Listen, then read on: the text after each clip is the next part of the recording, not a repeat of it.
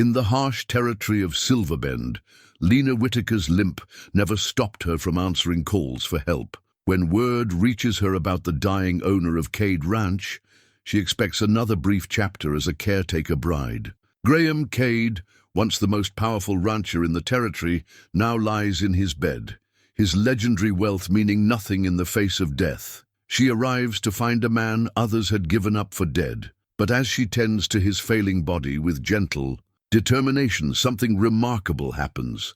Under her care, Graham begins to fight back against the illness that's plagued him. Day by day, his strength returns, and with it, a connection neither of them expected. But as Graham recovers, rumors spread through town. Did the limping bride save him, or is she after his fortune? Before we jump back in, tell us where you're tuning in from. And if this story touches you, make sure you're subscribed, because tomorrow I've saved something extra special for you. The leather-bound medical journal lay open on Lena's worn oak table, its pages filled with careful notes spanning 7 years of tending to the dying. Her fingertips traced over the latest entry, recipes for willow bark tea, measurements for feverfew tinctures, and detailed observations of symptoms she'd learned to recognize. Each page held memories of men she'd helped ease into their final rest, their names written in her steady hand: Thomas Wheeler, age 78, consumption; Marcus Fleming, age 82, heart failure; Samuel Reed, age 85, pneumonia. She packed the journal carefully into her carpet bag, along with her collection of dried herbs and bandages. The telegram that had arrived that morning lay beside her other. Supplies, its message brief but urgent: seeking bride for Graham Cade, terminal condition, compensation generous, immediate response required. The mirror caught her reflection as she moved about her small room, a woman of 32 with careful movements that spoke of her lifelong companion, the twisted leg that had earned her as many pitying glances as it had grateful ones. The accident that broke her leg at 12 had shaped her path, teaching her early that some kinds of healing went deeper than bone. Another dying rancher, Martha, her landlady, had said when Lena shared the news. Though this one's got more land than most, Cade Ranch stretches clear to the horizon, they say. She'd hesitated, then added more gently, "You don't have to keep doing this, Lena. There are other ways to make a living." But they both knew there weren't, not really. Not for a woman with a limp in a town where marriage prospects were measured by how well a wife could work the land. Instead, Lena had found her calling in these final marriages, unions of mercy rather than love, where her gentle hands and quiet strength brought dignity to life's last chapter. She'd heard whispers about Graham Cade over the years. His wealth was legendary, his grief equally so. After his wife's death 15 years ago, he'd withdrawn from society, letting his ranch hands manage his vast holdings while he retreated into isolation. Now, with death apparently approaching, he sought what so many before him had, a caretaker bride to ease his passing. The stagecoach would arrive at dawn. Lena secured her medical supplies, packed her modest clothes, and added one final item, a small bottle of lavender oil, its scent a comfort to the dying. Her leg ached with the promise of rain, but she'd learned long ago to work through discomfort. As she closed her carpet bag, her fingers brushed against the rough leather of her journal. Within its pages lay the stories of men who'd started as strangers and died as friends, each teaching her something about the art of gentle passage. Graham Cade would be another such story, another chapter in her journal of endings, or so she thought. Outside, thunder rumbled across the prairie, and Lena found herself wondering what sort of man would wait until the very end to seek companionship, even if only for dying. Tomorrow, she would begin to learn the answer. Cade Ranch emerged from the morning mist like a painting half-finished, its edges blurred by distance and dawn light. The main house stood proud against the backdrop of rolling hills, a 2-story testament to success built in stone and timber. But as the wagon drew closer, Lena noticed the signs of neglect: weather-worn paint, untrimmed bushes, empty flower beds that spoke of years without a woman's touch. The ranch hand who'd met her at the station, a weathered man named Cooper, pulled the wagon to a stop before the broad front steps. "Property deed says it's 20,000 acres, he offered quietly, noting her wide-eyed assessment. "Stretch as far as you can see in every direction. Mr. Cade hasn't surveyed it himself in near 15 years, though." A stout Mexican woman appeared at the door before Lena could respond. "You must be Miss Whitaker. I'm Mrs. Torres, the housekeeper." Her dark eyes carried a mixture of relief and worry. "We've been waiting for you. He's had a bad morning." Lena gathered her carpet bag, her leg stiff from the long ride.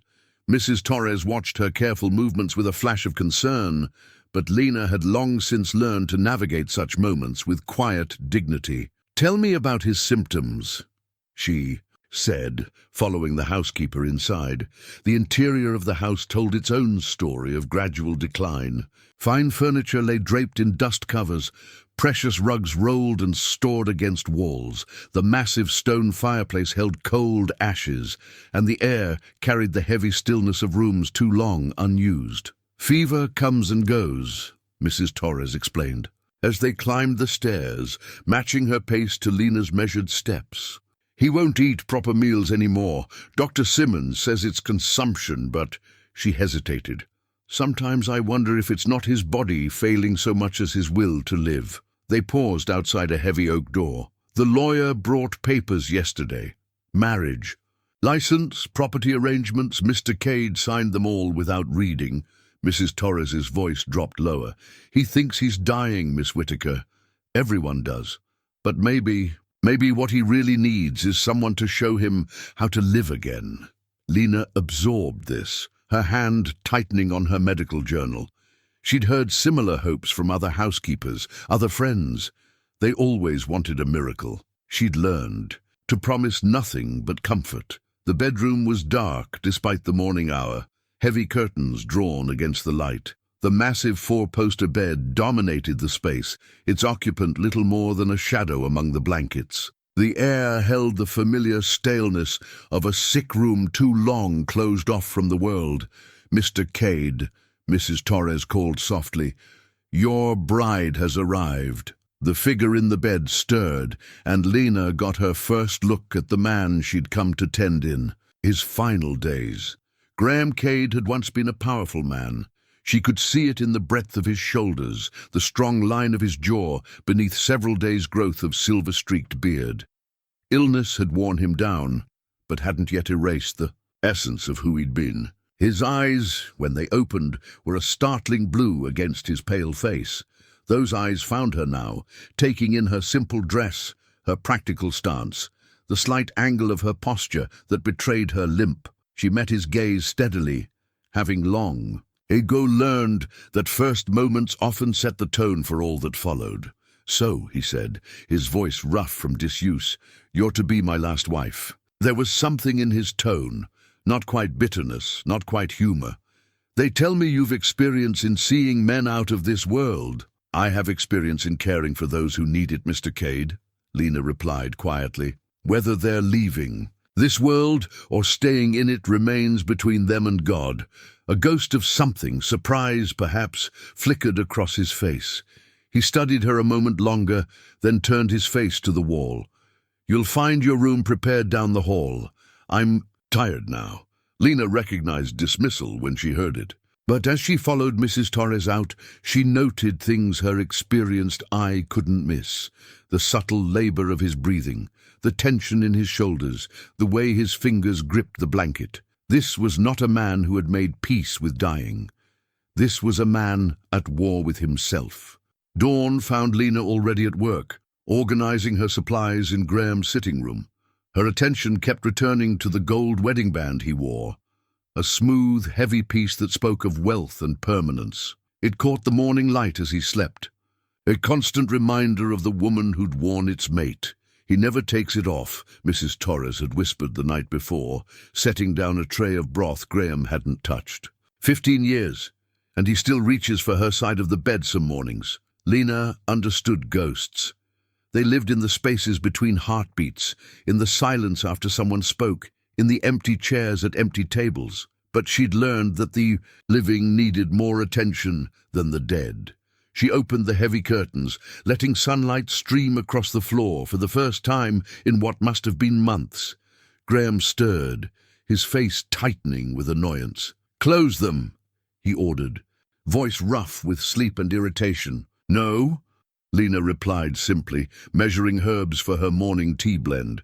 "Your body needs sunlight to heal, Mr. Cade, as does your spirit." He turned to stare at her, clearly unused to defiance. "I hired you to ease my dying, not to lecture me on healing."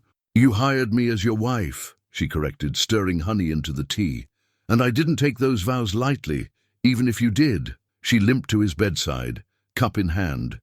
"Now, you can fight me and waste what strength you have, or you can drink this tea and begin to feel better.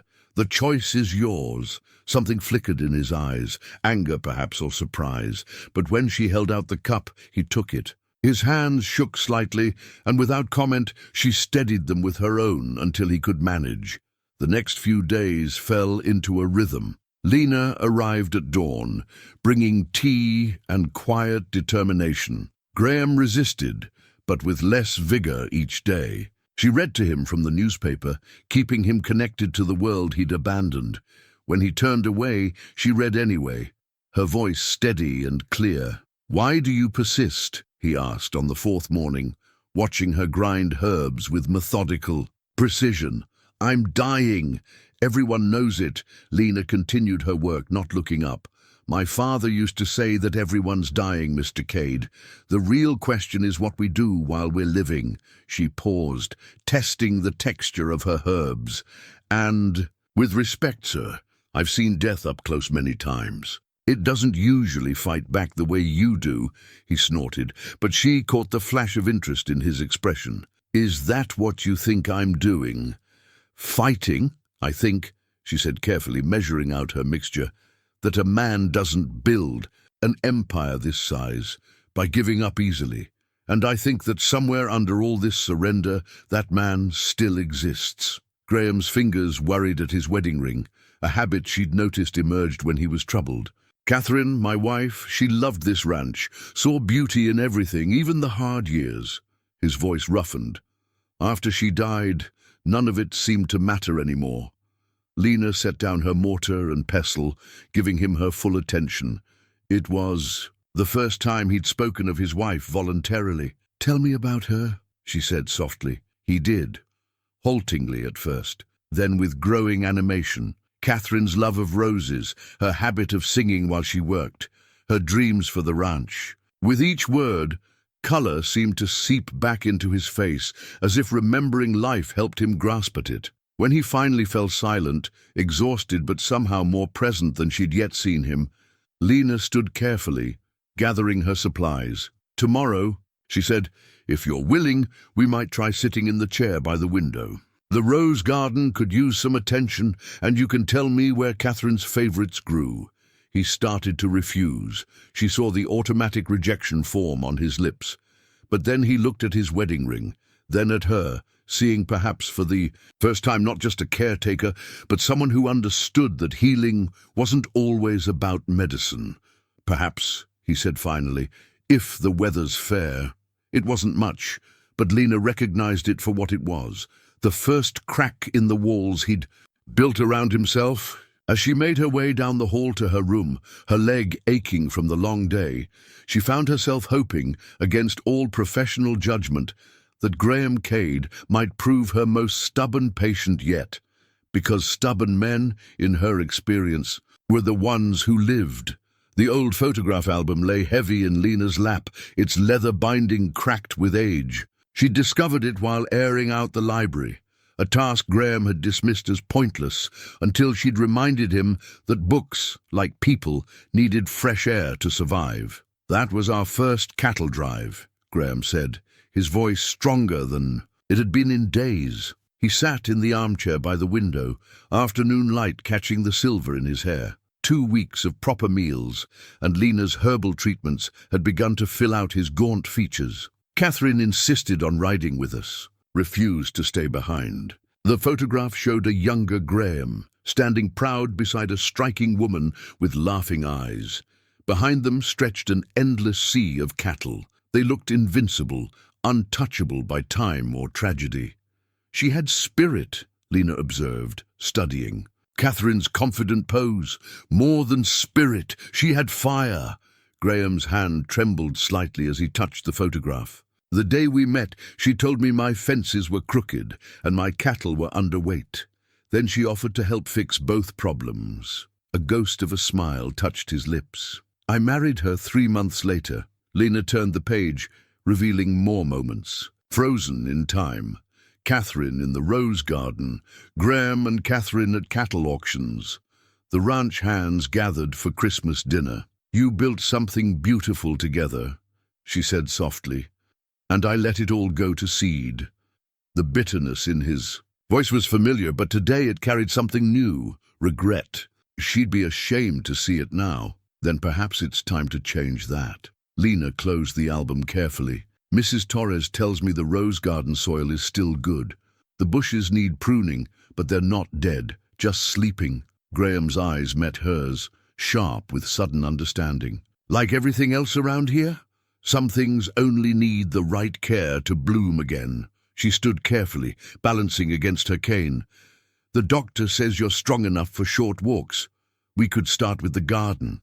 He studied her for a long moment, taking in her steady gaze, the quiet strength in her stance despite her limp. You're not what I expected, he said finally.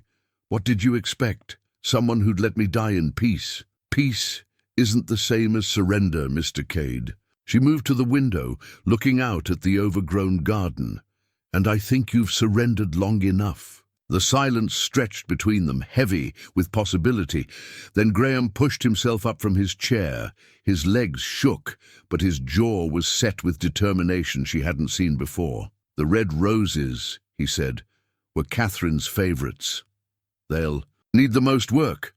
Then that's where we'll start. Lena offered her arm for support, carefully matching her pace to his uncertain steps. As they made their slow way toward the garden, she felt something shift between them, an understanding that went deeper than words. Mrs. Torres found them there an hour later, Graham pointing out where each variety had grown while Lena took notes. In her journal, the housekeeper's eyes glistened as she hurried back to the kitchen, murmuring prayers of gratitude in Spanish. That evening, as Lena prepared Graham's medicine, she noticed him watching her with new awareness. Why did you really? Come here, he asked suddenly.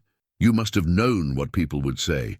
A young woman marrying a dying man of means. I came because I was needed, she answered simply. The same reason I went to all the others.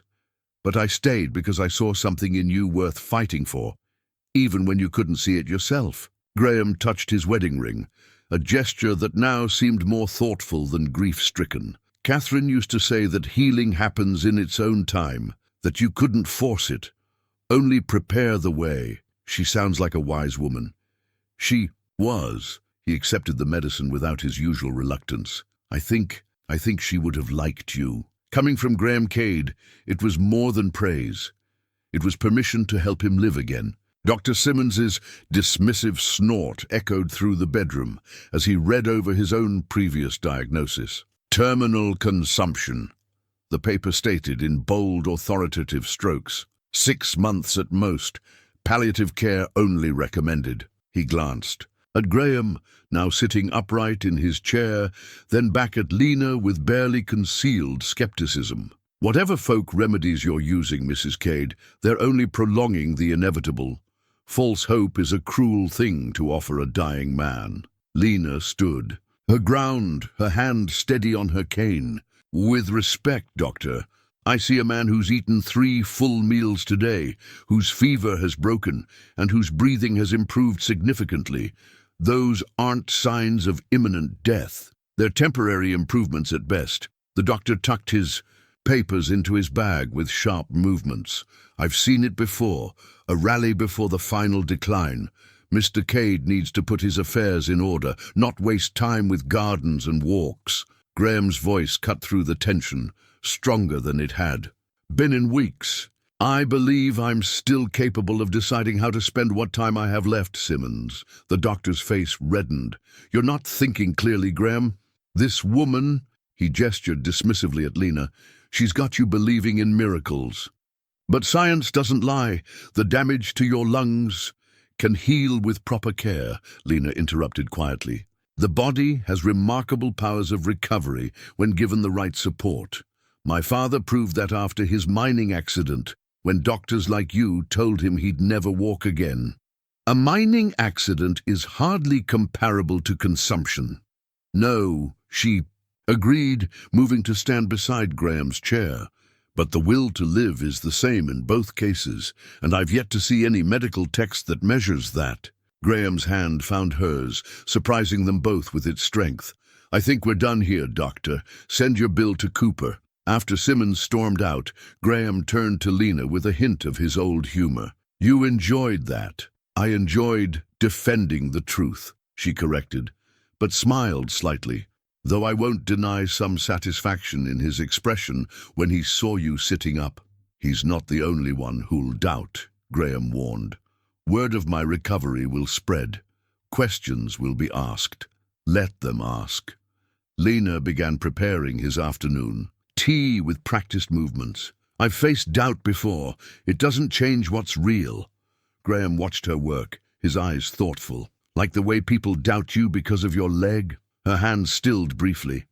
Yes, though that taught me something valuable, that other people's limitations don't have to become our own. Is that what you think I've done? Accepted others' limitations? I think, she said carefully, that sometimes it's easier to believe we're dying than to face the challenge of living.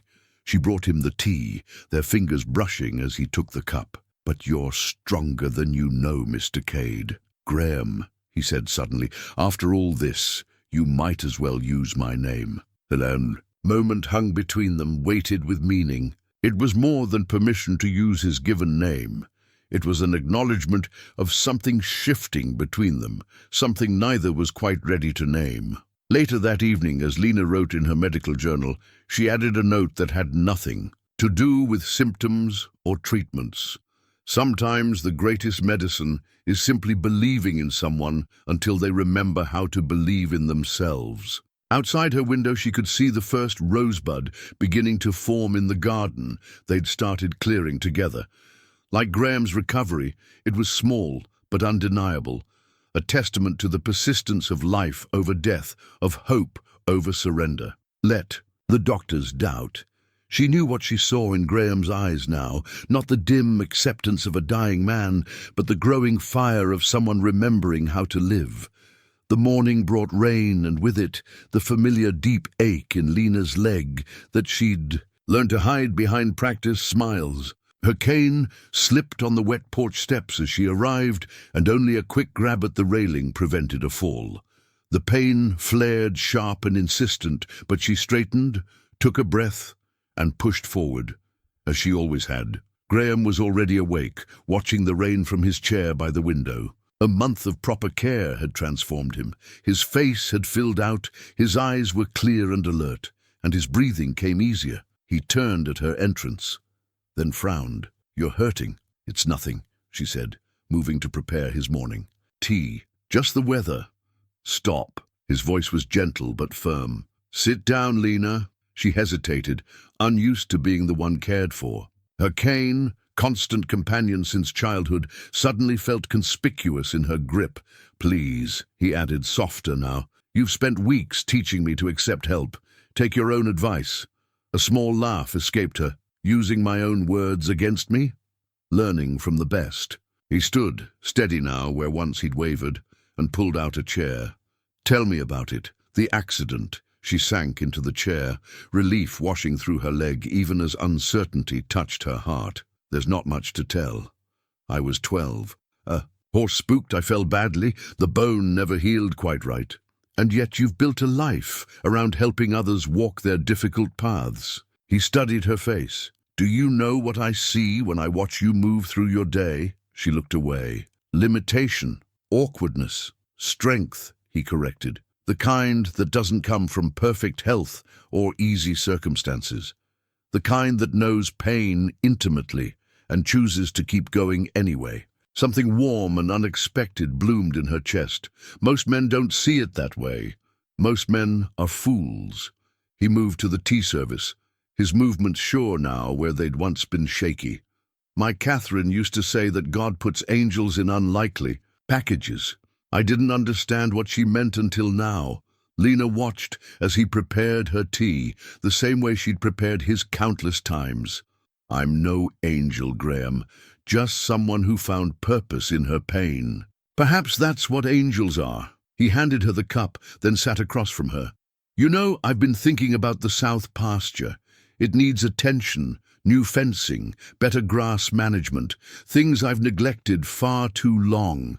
She recognized his attempt to distract her from her discomfort and found herself touched by it. Planning for the future now, are you? Someone recently reminded me that life's for living. His eyes held hers. I'd value your opinion on the improvements. You see things others miss. Outside, the rain continued to fall, but inside, something was shifting. The professional distance Lena had always maintained with her patients was eroding, replaced by something both wonderful and terrifying. The ranch hands still look at me strangely, she said quietly. They think I'm either a miracle worker or a fortune hunter. Neither is true. What is true then? She touched her cane, this symbol of both limitation and perseverance. That sometimes the greatest healing happens when we stop seeing ourselves through others' eyes. You taught me that these past weeks. I did. Watching you remember who you are beneath all that grief and illness, it reminded me that we're more than our scars. She smiled slightly. Even if some of us lean on them more literally than others. Graham's laugh was unexpected and rich, filling the room with warmth. Well then, Mrs. Cade, shall we go scandalize the ranch hands by planning that south pasture renovation? After the rain stops, of course. After the rain stops, she agreed, sipping her tea and feeling for the first time in years truly seen. The rain drummed on, but neither seemed inclined to move. They had found something rare in that moment, a mutual understanding that went beyond caregiver and patient, beyond their marriage of convenience, something that felt surprisingly like home. Dr. Simmons' dismissive snort echoed through the bedroom as he read over his own previous diagnosis. Terminal consumption, the paper stated in bold, authoritative strokes. 6 months at most. Palliative care only recommended. He glanced at Graham, now sitting upright in his chair, then back at Lena with barely concealed skepticism. Whatever folk remedies you're using, Mrs. Cade, they're only prolonging the inevitable. False hope is a cruel thing to offer a dying man. Lena stood, her ground, her hand steady on her cane. With respect, doctor, I see a man who's eaten 3 full meals today, whose fever has broken, and whose breathing has improved significantly. Those aren't signs of imminent death. They're temporary improvements at best. The doctor tucked his papers into his bag with sharp movements. I've seen it before, a rally before the final decline. Mr. Cade needs to put his affairs in order, not waste time with gardens and walks. Graham's voice cut through the tension, stronger than it had been in weeks. I believe I'm still capable of deciding how to spend what time I have left, Simmons. The doctor's face reddened. You're not thinking clearly, Graham. This woman, he gestured dismissively at Lena, she's got you believing in miracles. But science doesn't lie. The damage to your lungs can heal with proper care, Lena interrupted quietly. The body has remarkable powers of recovery when given the right support. My father proved that after his mining accident, when doctors like you told him he'd never walk again. A mining accident is hardly comparable to consumption. No, she agreed, moving to stand beside Graham's chair. But the will to live is the same in both cases, and I've yet to see any medical text that measures that. Graham's hand found hers, surprising them both with its strength. I think we're done here, Doctor. Send your bill to Cooper. After Simmons stormed out, Graham turned to Lena with a hint of his old humor. You enjoyed that. I enjoyed defending the truth, she corrected, but smiled slightly. Though I won't deny some satisfaction in his expression when he saw you sitting up. He's not the only one who'll doubt, Graham warned. Word of my recovery will spread. Questions will be asked. Let them ask. Lena began preparing his afternoon. Tea with practiced movements. I've faced doubt before. It doesn't change what's real. Graham watched her work, his eyes thoughtful, like the way people doubt you because of your leg. Her hands stilled briefly. Yes, though that taught me something valuable, that other people's limitations don't have to become our own. Is that what you think I've done? Accepted others' limitations? I think, she said carefully, that sometimes it's easier to believe we're dying than to face the challenge of living. She brought him the tea, their fingers brushing as he took the cup. But you're stronger than you know, Mr. Cade. Graham, he said suddenly. After all this, you might as well use my name. The moment hung between them, weighted with meaning. It was more than permission to use his given name. It was an acknowledgement of something shifting between them, something neither was quite ready to name. Later that evening, as Lena wrote in her medical journal, she added a note that had nothing to do with symptoms or treatments. Sometimes the greatest medicine is simply believing in someone until they remember how to believe in themselves. Outside her window, she could see the first rosebud beginning to form in the garden they'd started clearing together. Like Graham's recovery, it was small but undeniable, a testament to the persistence of life over death, of hope over surrender. Let the doctors doubt. She knew what she saw in Graham's eyes now, not the dim acceptance of a dying man, but the growing fire of someone remembering how to live. The morning brought rain, and with it the familiar deep ache in Lena's leg that she'd learned to hide behind practiced smiles. Her cane slipped on the wet porch steps as she arrived, and only a quick grab at the railing prevented a fall. The pain flared sharp and insistent, but she straightened, took a breath, and pushed forward as she always had. Graham was already awake, watching the rain from his chair by the window. A month of proper care had transformed him. His face had filled out, his eyes were clear and alert, and his breathing came easier. He turned at her entrance, then frowned. "You're hurting." "It's nothing," she said, moving to prepare his morning. "Tea, just the weather." "Stop." His voice was gentle but firm. "Sit down, Lena." She hesitated, unused to being the one cared for. Her cane, constant companion since childhood, suddenly felt conspicuous in her grip. "Please," he added, softer now. "You've spent weeks teaching me to accept help. Take your own advice." A small laugh escaped her. "Using my own words against me? Learning from the best." He stood, steady now where once he'd wavered, and pulled out a chair. "Tell me about it, the accident." She sank into the chair, relief washing through her leg, even as uncertainty touched her heart. "There's not much to tell. I was 12. Horse spooked, I fell badly. The bone never healed quite right. And yet you've built a life around helping others walk their difficult paths." He studied her face. "Do you know what I see when I watch you move through your day?" She looked away. "Limitation, awkwardness, strength," he corrected. "The kind that doesn't come from perfect health or easy circumstances. The kind that knows pain intimately and chooses to keep going anyway." Something warm and unexpected bloomed in her chest. Most men don't see it that way. Most men are fools. He moved to the tea service, his movements sure now where they'd once been shaky. "My Catherine used to say that God puts angels in unlikely packages." I didn't understand what she meant until now. Lena watched as he prepared her tea, the same way she'd prepared his countless times. "I'm no angel, Graham. Just someone who found purpose in her pain. Perhaps that's what angels are." He handed her the cup, then sat across from her. "You know, I've been thinking about the south pasture. It needs attention, new fencing, better grass management. Things I've neglected far too long." She recognized his attempt to distract her from her discomfort and found herself touched by it.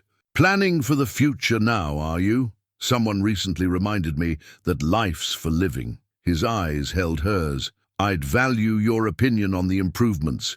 You see things others miss." Outside, the rain continued to fall, but inside, something was shifting.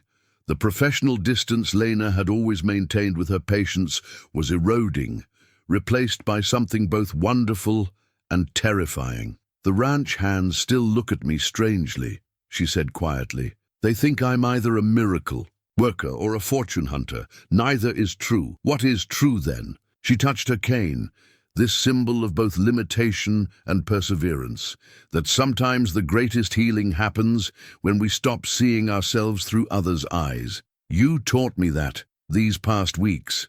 "I did? Watching you remember who you are beneath all that grief and illness. It reminded me that we're more than our scars." She smiled slightly.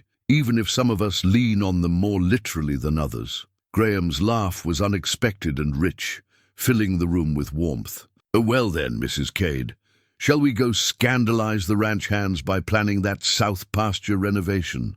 After the rain stops, of course." "After the rain stops," she agreed, sipping her tea and feeling for the first time in years truly seen. The rain drummed on, but neither seemed inclined to move. They had found something rare in that moment, a mutual understanding that went beyond caregiver and patient, beyond their marriage of convenience. Something that felt surprisingly like home. In the bottom drawer of Graham's desk, beneath years of accumulated papers, lay a stack of letters he'd never sent. Written during his darkest days, they spoke of loneliness, of regret, and increasingly, of a different kind of healing than he'd expected to find. "My dearest Catherine," the most recent one read, "I thought I knew what it meant to die, but she's teaching me what it means to live again. Her hands are gentle, but her spirit is steel. When she looks at me, she sees not what I've lost, but what I might become. I find myself wanting to be the man she believes I am. Is this betrayal? Or is it the gift you always said would come when I finally opened my heart again?" Graham closed the drawer quickly as Lena entered the study, her face flushed with triumph. "Bradley's clerk was more than helpful," she said, laying out several papers, "especially when I mentioned how concerned I was about certain discrepancies in the accounts." "You're remarkable," he said softly, watching her organize the evidence. "Of Bradley's theft." She glanced up, caught something in his expression that made her pause. "Graham, I've been thinking about what you said yesterday, about choosing this, choosing me, before you knew about any of this." He gestured to the papers between them. "Why did you stay? After I started recovering, you could have left. Found someone who actually needed your care." Lena sat carefully in the chair across from him, her fingers absently tracing the pattern on her cane. "Do you remember the day you first walked to the rose garden?" He nodded. "You were weak, angry at needing support. But when you saw those withered bushes, something changed. You didn't see what they were, but what they could be again. You started planning their revival before you'd even caught your breath." She smiled slightly. "That's when I knew." "Knew what?" "That you were someone worth choosing, not because you were dying or wealthy or needed me, but because even in your darkest moment you could still see the possibility of beauty." Graham's hand moved across the desk, covering hers. "I see it now more clearly than ever." The moment hung between them, full of unspoken words. Then Lena turned her hand in his, their fingers intertwining. "When I first came here," she said quietly, "I thought I was strong because I could face death without flinching. But you've taught me that real strength is daring to embrace life, even when it terrifies you." "Does it terrify you?" "Less each day." She met his eyes. "Especially when you look at me like that." "Like what?" "Like my limp is invisible, like I'm beautiful?" He stood, moving around the desk without releasing her hand. "You are, not despite your scars, but because of them. They're part of what makes you the woman who saved me." "You saved yourself," she corrected gently. "I just reminded you how." Graham reached out with his free hand, touching her cheek with a reverence that made her breath catch. "No, you did so much more than that. You showed me that grief doesn't have to be a life sentence, that healing isn't just about the body." His voice roughened. "That love can come again, even when you think your heart is too scarred to feel it." The word hung in the air between them, love, finally spoken after weeks of growing closer. Lena felt tears threatening and blinked them back. "I never meant to fall in love with you," she whispered.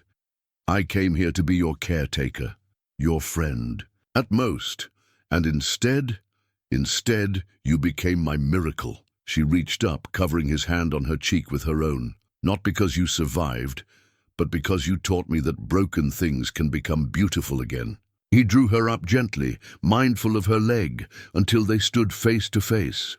Outside, the sun broke through clouds, casting golden light across them both. In that moment, they were no longer caretaker and patient, no longer defined by their wounds or their pasts. They were simply two people who had found healing in each other's broken places. "Bradley and his conspirators won't know what hit them," Graham said softly, his forehead resting against hers. "They thought they were dealing with a dying man and his convenient bride." Lena smiled.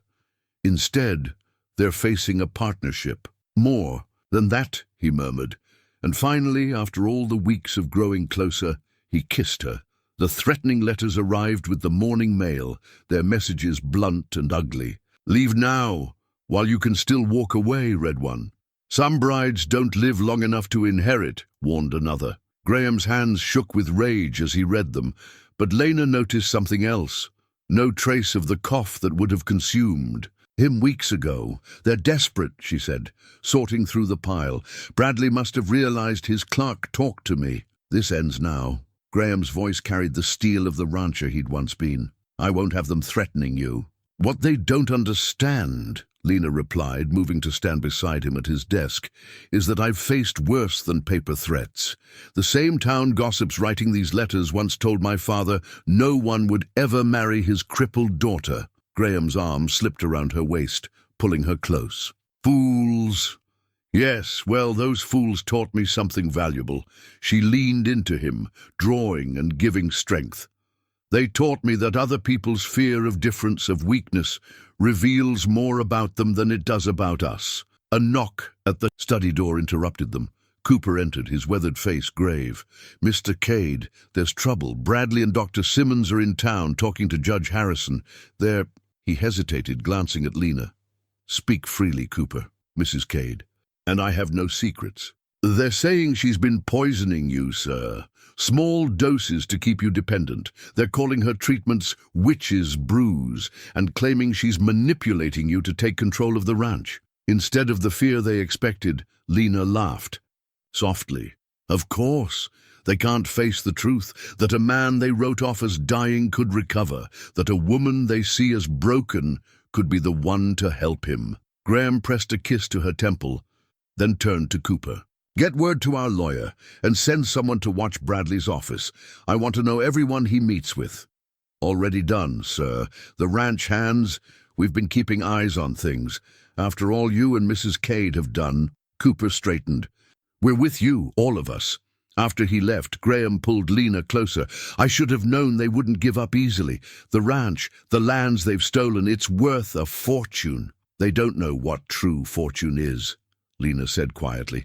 "They see only money and power. They don't understand that real wealth lies in healing, in finding purpose again." She touched his face.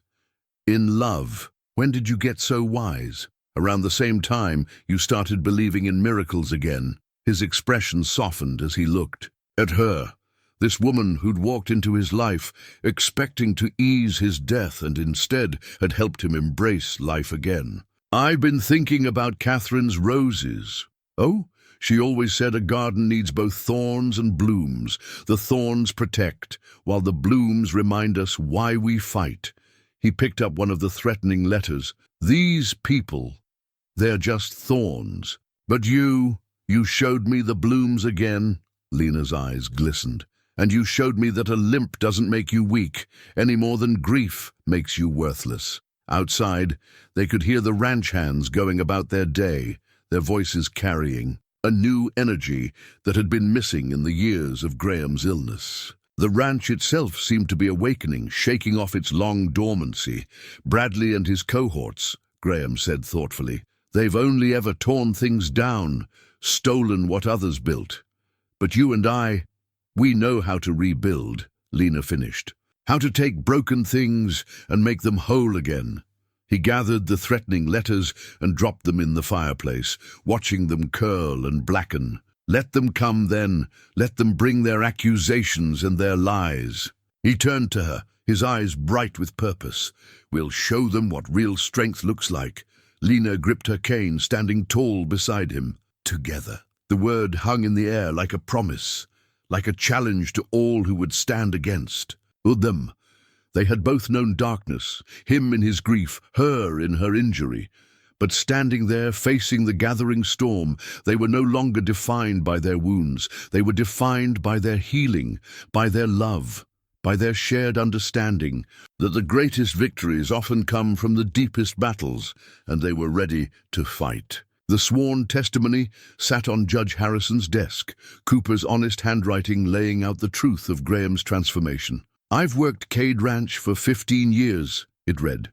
I watched Mr. Cade waste away after Mrs. Catherine died, and I've watched him come back to life under Mrs. Lena's care. There's no witchcraft here, just the kind of healing that comes from someone finally caring enough to fight for him. The judge's chambers were crowded that morning. Bradley and Dr. Simmons stood with their lawyer, their faces dark with barely contained fury. Graham sat straight-backed in his chair, every inch the powerful rancher he'd once been, while Lena kept her hand steady on her cane beside him. These accusations are absurd, Bradley's lawyer declared, waving a stack of papers. Mr. Cade was diagnosed with terminal consumption, his miraculous recovery under this. This woman's influence is highly suspicious. Suspicious? Graham's voice cut through the room like a blade. The only suspicious activity here is how parcels of my land have been mysteriously selling while I was ill. Land deals I never signed. Before Bradley's face reddened. You were dying. Someone had to manage. I wasn't dying. Graham stood, his strength evident in every movement. I was grieving. There's a difference, one that vultures like you took advantage of. Dr. Simmons stepped forward. Your condition was terminal. I stake my professional reputation. Your reputation? Lena spoke for the first time, her voice quiet but carrying. The same reputation that led you to declare 3 of my previous patients terminal, all of whom lived years after your pronouncement. She turned to the judge. I have documentation of each case, Your Honor, along with records of certain payments made to the doctor's account by Mr. Bradley's bank. The color drained from Simmons's face. Judge Harrison leaned forward, suddenly alert. Payments? Regular ones, Lena continued, coinciding with each diagnosis that kept Graham isolated from his business affairs. This is outrageous, Bradley sputtered. She's trying to divert attention from her own suspicious behavior. Those herbs, those treatments, you mean these? Lena opened her medical journal, revealing pressed herbs and detailed notes. Willow bark for fever, thyme for coughs, chamomile for sleep, all documented, all well-known remedies. Would you like me to continue listing their properties, Mr. Bradley? Or shall we discuss instead the forged signatures on land deeds? The key. Judge studied the evidence before him. Cooper's testimony, the medical records, the banking statements that Graham's lawyer had quietly gathered. But more than that, he studied Graham himself, seeing not a dying man under some witch's spell, but a rancher restored to his full strength. I've known Graham Cade for 20 years, the judge said finally. Watched him build this ranch with Catherine, watched him nearly die with grief after her passing. He turned to Lena. And I've watched you, Mrs. Cade, face the whispers in town, with dignity, tend to the dying when others turned away. He picked up Bradley's accusations and deliberately set them aside. I see no evidence of manipulation here. What I do see is healing, of body, of spirit, and of a ranch too long neglected. And I see, he glanced meaningfully at Bradley and Simmons, certain parties who seem uncomfortable with that healing. This isn't over, Bradley hissed as he stormed out, but his threat lacked conviction. After the others left, Graham drew Lena close, uncaring of who might see through the judges. "Window, you were magnificent." She smiled slightly. "We both were, though I suspect Bradley's right, this isn't over." "No," Graham agreed, "but they've shown their hand now, and we've shown our strength." The judge cleared his throat from his desk. "I knew Catherine, you know. She always said the ranch needed a strong heart to match its strong hands." He looked at Lena thoughtfully. "Seems she was right." Later, as they rode back to the ranch, Graham reached across to take Lena's hand. "I've been thinking about the south pasture again." "Oh, it needs a proper garden, bigger than the rose beds, something that could grow healing herbs." His eyes met hers. "Something that could help others the way you helped me." Lena's heart swelled with love for this man, who understood that healing wasn't just about their own story anymore. It was about creating something lasting, something that could help others find their way back to life. "Together," she asked. "Always," he promised. And in that word lay all their shared battles, victories, and dreams yet to come. Their marriage certificate hung framed in Graham's study now, no longer just a document of convenience, but a testament to something deeper. In the late afternoon light, Lena traced their names with her finger, remembering the desperate circumstances that had brought them together. The sound of approaching hoofbeats drew her attention to the window. Bradley was riding up to the house, alone this time. Graham entered the study just as Lena spotted their unwelcome visitor. Cooper sent word he was heading this way. He moved to stand beside her, his hand finding its familiar place at the small of her back. "You don't have to stay for this." "Yes, I do." She straightened, gripping her cane. "Whatever he's come to say, we face it together." Bradley's face was composed when Mrs. Torres showed him in, but his eyes burned with barely contained emotion. He carried a leather portfolio that he placed carefully on Graham's desk. "I've come to make you an offer," he said without preamble, "one that could benefit everyone." Graham's expression remained neutral. "Speak your piece." Bradley opened the portfolio, revealing a stack of legal documents. "Full ownership of the parcels I acquired, all of them returned to you with no questions asked, plus a considerable sum to cover any inconvenience." "In exchange for?" Lena asked quietly. Bradley's gaze shifted to her, calculating. "A simple annulment. You leave, take the money, start fresh somewhere else. No one needs to know about the treatments you used. Your reputation remains intact." The suggestion hung in the air like poison. Graham's hand tightened at Lena's back, but before he could speak, she took a step forward. "My reputation." She gave a soft laugh that held no humor. "Mr. Bradley, you still don't understand. My reputation was built on healing, on bringing comfort to the dying. But with Graham," she turned to look at her husband, love clear in her eyes. "With Graham I found something I never knew I was missing, something no amount of money could replace." "Don't be a fool," Bradley snapped. "You came here as a nurse, nothing more. A convenient bride for a dying man. Now you have the chance to leave wealthy, independent." "She's not going anywhere." Graham's voice was deadly quiet. "And you're done trying to manipulate what's mine." "Yours?" Bradley laughed harshly. "The ranch? The lands?" "My wife." Graham moved to stand beside Lena, their shoulders touching. "My partner. My heart." Bradley's facade cracked, revealing the ugly truth beneath. "She's a cripple, a nobody who tends to dying old men, and you were supposed to be one of them. Everything was arranged. The doctor, the diagnosis, your slow decline while we managed your affairs." He caught himself, but too late. "Thank you, Mr. Bradley," Lena said calmly, "for finally speaking the truth." Graham smiled, but it didn't reach his eyes. "Cooper, you can come in now." The door opened, revealing not just Cooper, but Judge Harrison and the sheriff. They'd heard every word. Bradley's face went ash-gray. "You planned this." "No," Graham corrected. "We simply knew you couldn't resist one last attempt to destroy what you couldn't control." He looked at the sheriff. "I believe conspiracy and attempted fraud are serious charges, Sheriff." As they led Bradley away, Lena sank into Graham's chair. Suddenly drained, Graham knelt beside her, taking her hands in his. "I'd never have asked you to leave," he said quietly. "But if you wanted to, if any part of you wanted that freedom he offered—" She silenced him with a finger to his lips. "When I first came here, freedom meant not being bound to anyone, not being dependent." She cupped his cheek.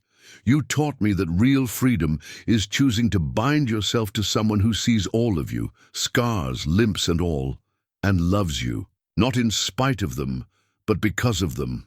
You gave me back my life," he whispered. "No," she smiled, tears gleaming in her eyes. "You gave me a life I never dared dream of, one where my differences aren't weaknesses to be pitied, but strengths to be celebrated."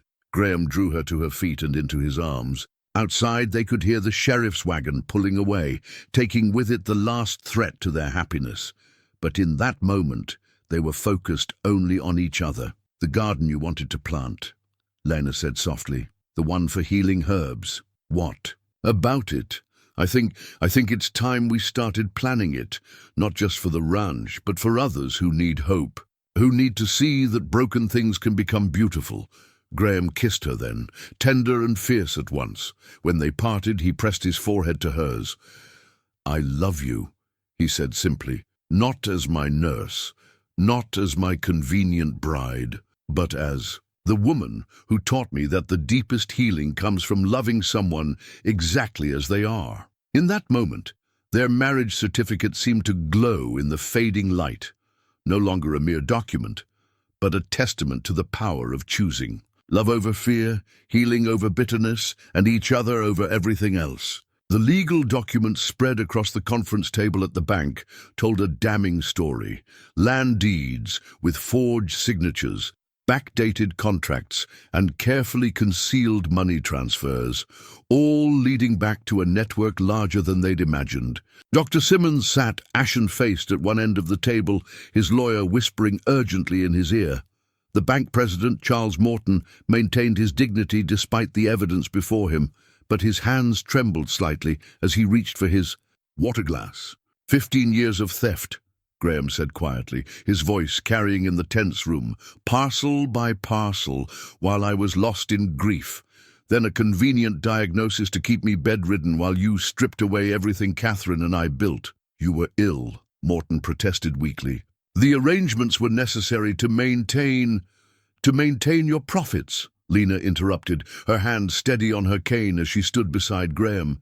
Did you think no one would notice? That grief and illness would blind him forever? Simmons broke first, as they'd expected. Morton orchestrated everything. The land deals, the false diagnosis. He said it was mercy, letting a grieving man fade away while protecting the ranch's assets. Protecting? Graham's laugh held no humor. You mean dividing them among yourselves? Morton's facade finally cracked. You were nothing but a shell after Catherine died. We did what was necessary to keep the ranch from dying with you. Then this woman, he gestured contemptuously at Lena, ruined everything with her folk remedies and false hope. False hope? Lena stepped forward, her quiet strength filling the room. Look at him, Mr. Morton. Look at what your mercy nearly destroyed. A man who built this ranch from nothing, who employed half the town, who created something lasting and beautiful with his wife. She smiled slightly. My only crime was believing he could do it again. The bank president flinched from her steady gaze. The ranch hands Graham had positioned outside the bank's windows were visible now, their presence a reminder that the town's loyalty had shifted. The ranch hands have signed statements, Graham continued, documenting every suspicious transaction, every forged document they were asked to deliver. Cooper's kept records for years, hoping I'd wake up enough to see the truth. And now, Morton's voice was barely a whisper, now you have a choice. Graham laid out a new set of documents. Sign these, confessing everything and returning all. Stolen properties, and we don't press charges. You'll leave town, of course, all of you, but you'll leave with your freedom, if not your reputations. And if we refuse, Lena touched Graham's arm gently. Then we let justice take its course. The judge has seen the evidence. The sheriff is waiting outside. But ask yourself, is it worth spending years in prison just to avoid admitting that you underestimated both of us? The silence stretched taut as a wire. Then Simmons reached for a pen with trembling fingers. "She's right," he muttered. "It's over." One by one they signed. Morton last of all, his carefully maintained dignity crumbling as he realized how completely they'd lost. As the sheriff led them out, Graham gathered the documents that would restore his ranch to wholeness. "You were magnificent," he told Lena, softly. "Catherine would have loved seeing you put them in their place. I learned from the best." She smiled up at him.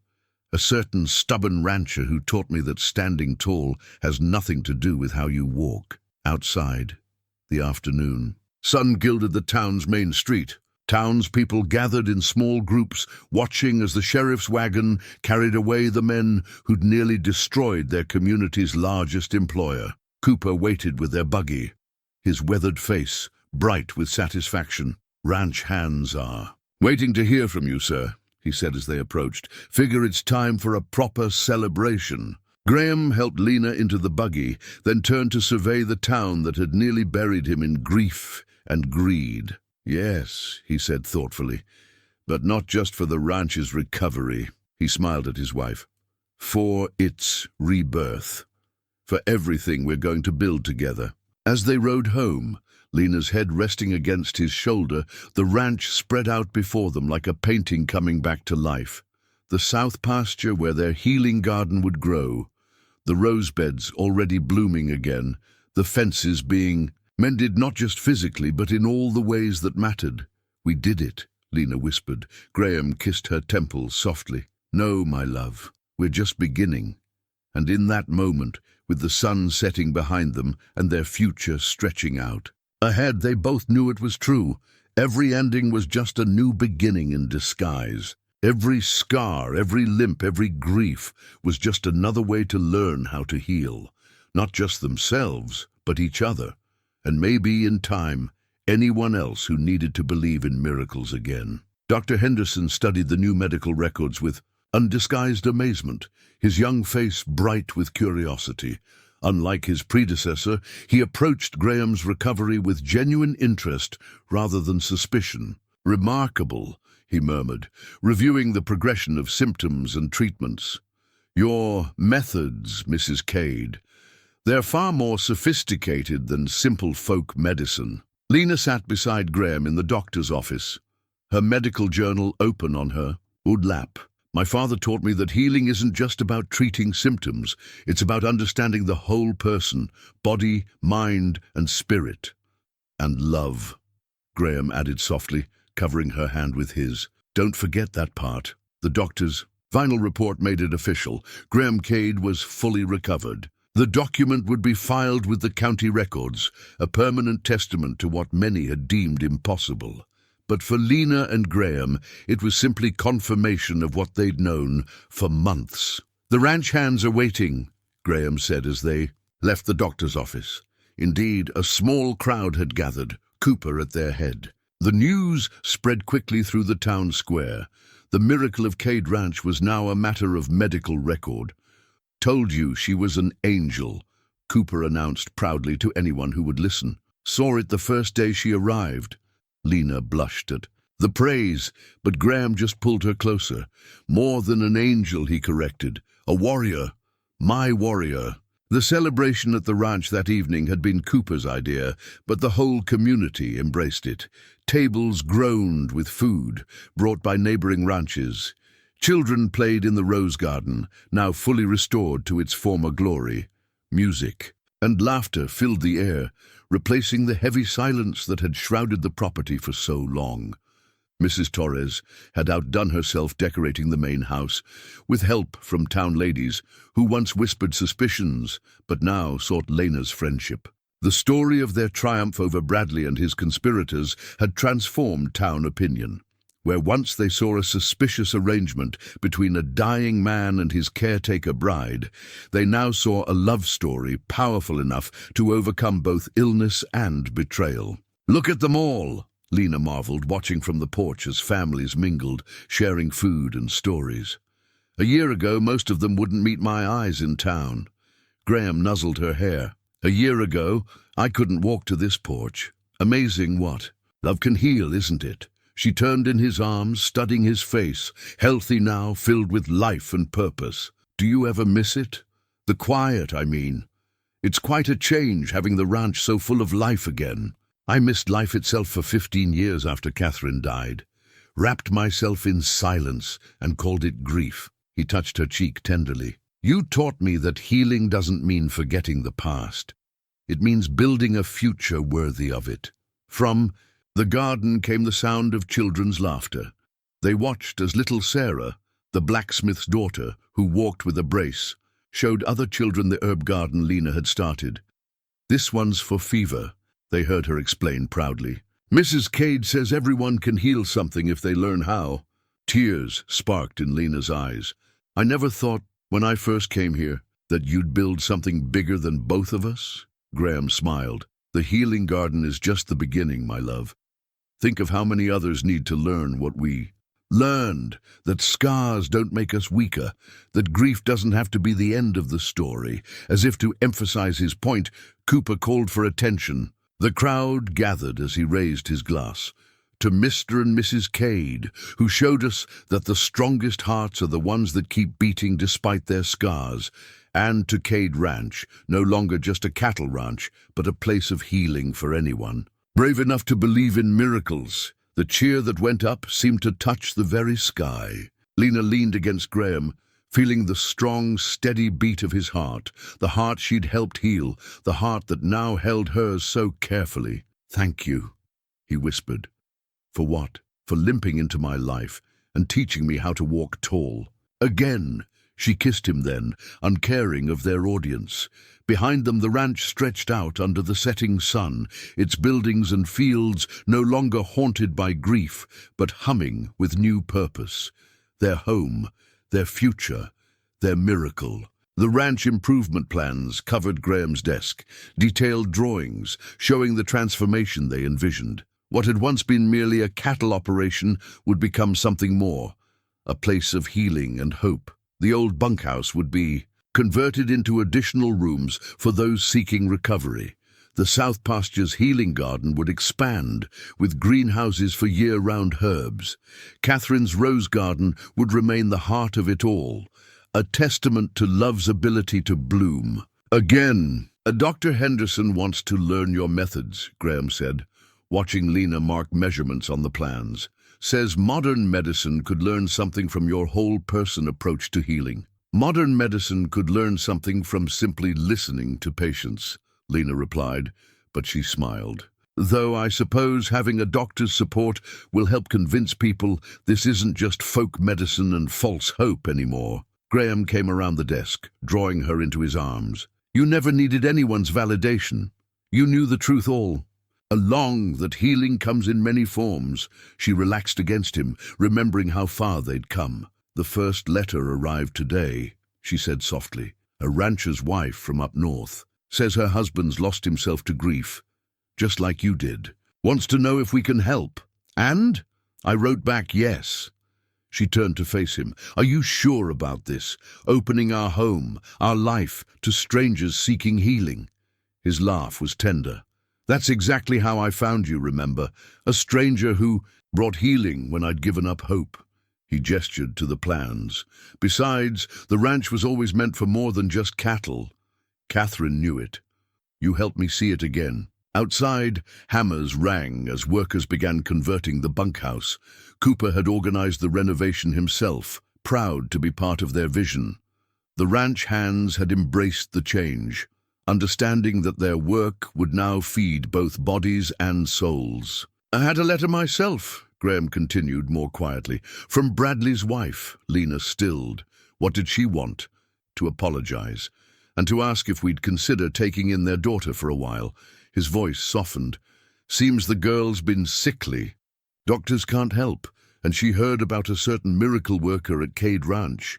Tears pricked Lena's eyes. Even after everything they did?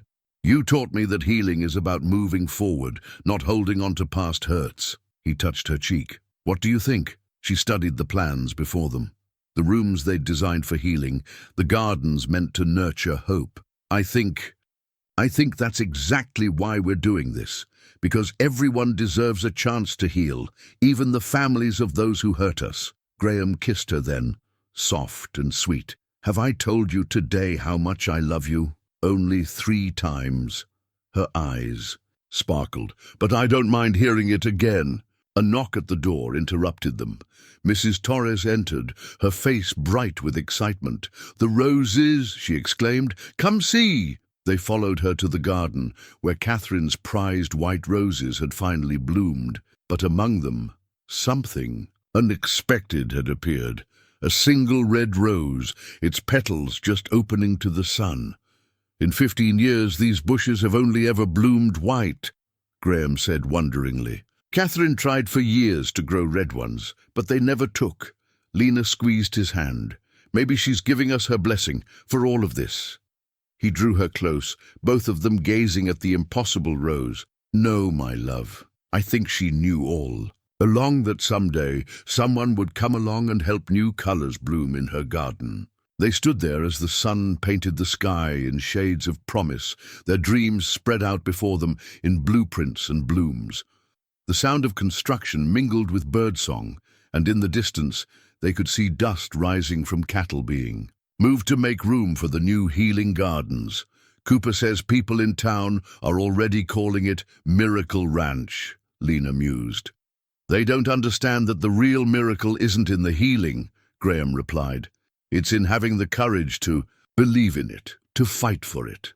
He kissed her temple. "To love again when you thought your heart was too scarred to try." The red rose caught the late afternoon light, its color deep and vital against the white blooms surrounding it. Like them, it was something new and beautiful growing from established roots, a testament to the truth they'd discovered together. That, sometimes, the most powerful healing comes not from erasing the past, but from using it to build something greater than anyone could have imagined.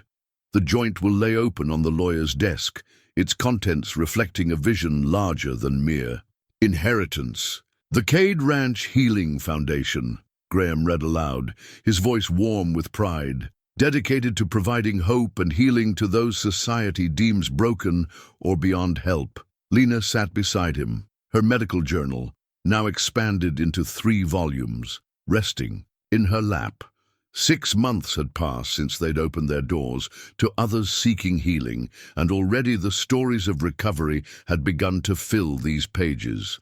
Not just physical healing, but the deeper kind that came from being truly seen, truly valued. "You're sure about this?" their lawyer asked, though his smile suggested he already knew the answer.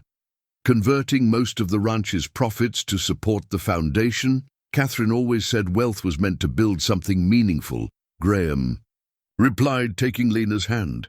"And thanks to my wife, I finally understand what that meaning is." The first success story had been Bradley's daughter, Emily. She'd arrived thin and pale, her mysterious ailment confounding city doctors. Within weeks of working in the healing gardens with Lena, of learning to grow things and believe in renewal, color had returned to her cheeks.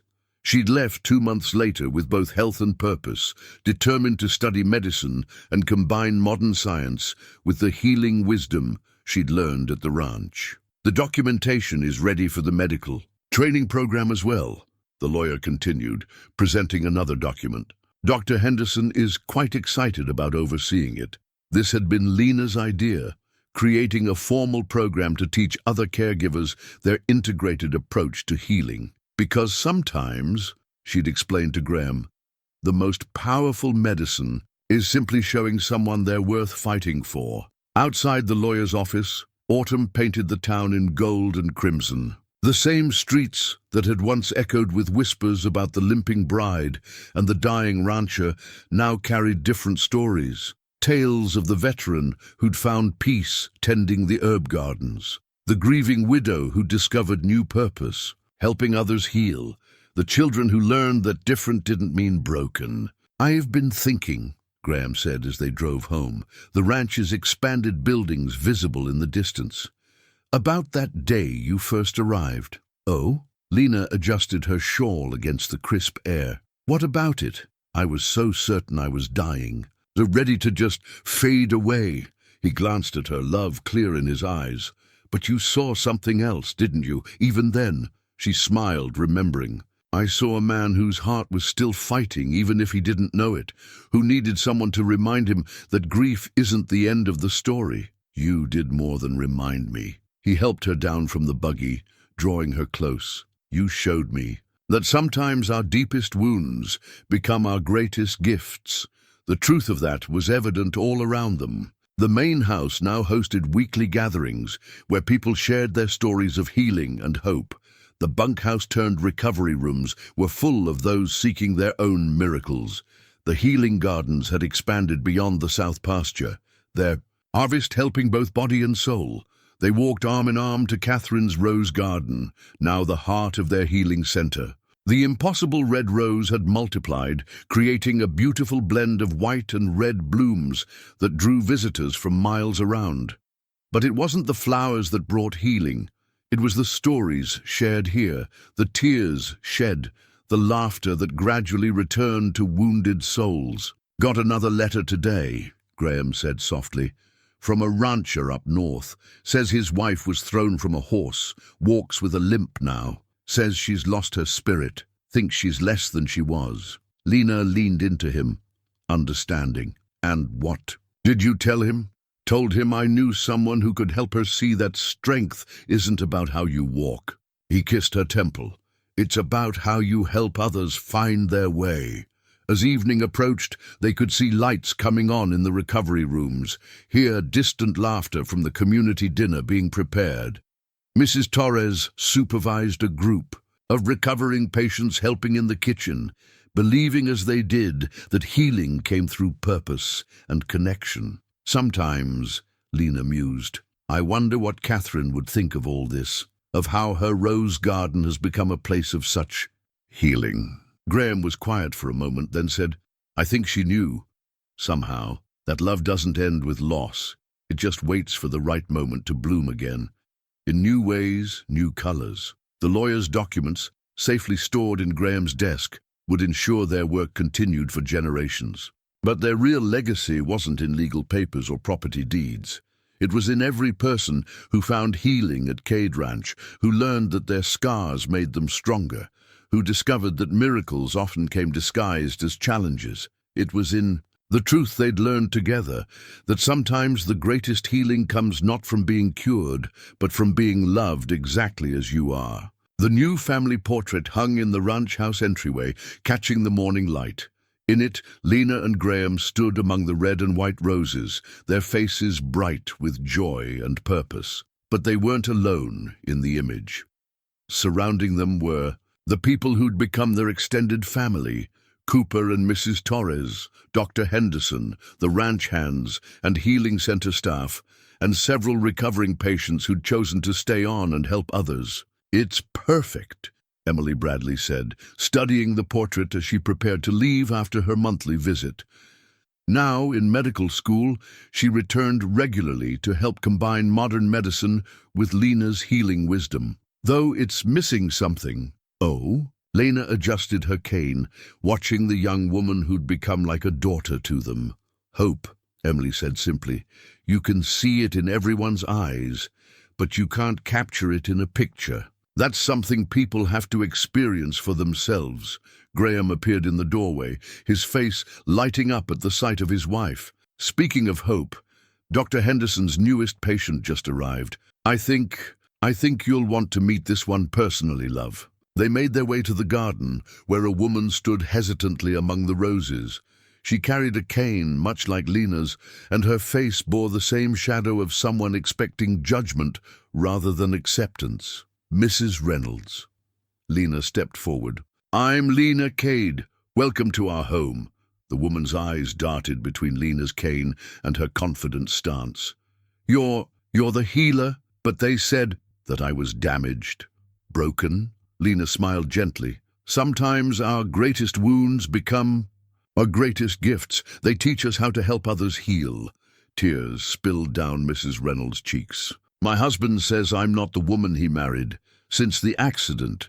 No, Lena agreed softly. You're not. You're stronger. You've learned things about survival that most people never have to face. The question is, what will you do with that? Strength? Graham watched from the porch as his wife led their newest guest toward the healing gardens, their matched limps creating a rhythm that spoke not of weakness, but of perseverance. He remembered his own journey, from a man waiting to die to one who'd found new purpose in helping others live fully. Mrs. Torres appeared at his elbow, wiping her hands on her apron. Dinner will be ready soon. The recovery rooms are full tonight. Good. Graham smiled. The more full, the more healing. Did you tell her yet? Mrs. Torres asked, her eyes twinkling. About the letter from the medical board? Tonight, he promised.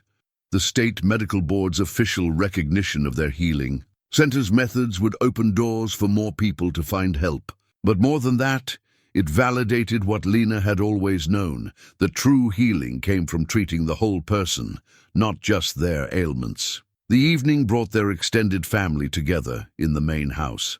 Recovery room residents mixed with ranch hands, sharing stories and hope over Mrs. Torres' cooking.